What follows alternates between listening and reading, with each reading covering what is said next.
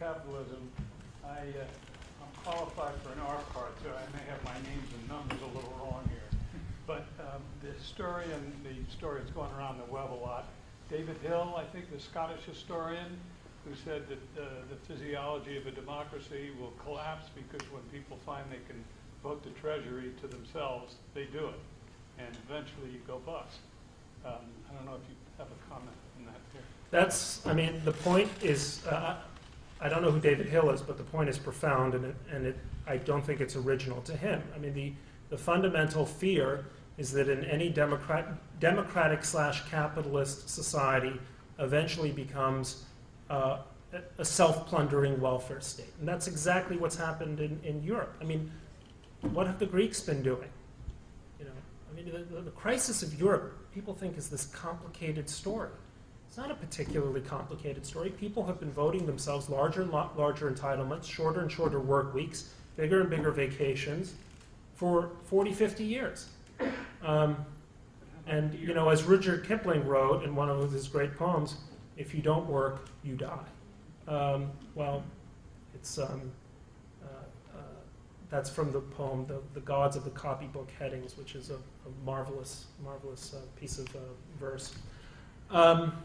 So that's what's happened in Europe, and then the question is, A, can Europe recognize what it has gotten for itself?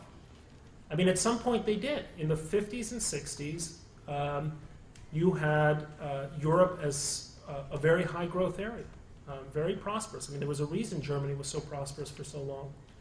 Question then is that going to happen in the United States? I mean, I think Chris Christie or someone has said, are we going to become a nation of takers or makers? I sometimes take the train to Philadelphia from New York, and as you're crossing the bridge over Trenton, there's an old dilapidated sign over one of these old industrial bridges that says, Trenton makes, the world takes.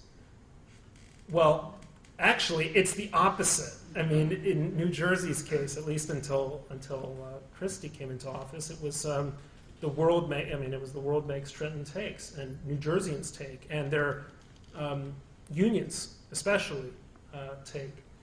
Now, are there things that you can do to stop that from happening? I mean, I think one of the biggest problems that we have in the United States is the phenomenon of public sector unions. I mean, that's deeply problematic. I mean, the concept of a union is somehow embedded with its relationship with private employers. Public sector unions are a real problem in democratic society, and you see it playing out almost, you know, everywhere where they are, because it's the combination of political power and bureaucratic power in a kind of invidious way. Well, public sector unions only really came about in the Kennedy administration. I mean, it's a relatively modern phenomenon. So could you imagine a point in which the U.S. decides that if you work for the government, you cannot don't have the right to collective bargaining? I think it would be a good step for the U.S. But the point that you're making is one of the great conundrums of democracy. It's a philosophical problem that you're dealing with. And how do you cultivate intellectual resources to guard against that tendency?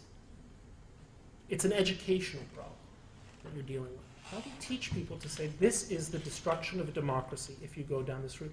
In some ways, you have this wonderful illustration in Europe if people would just bother to understand what exactly is happening there.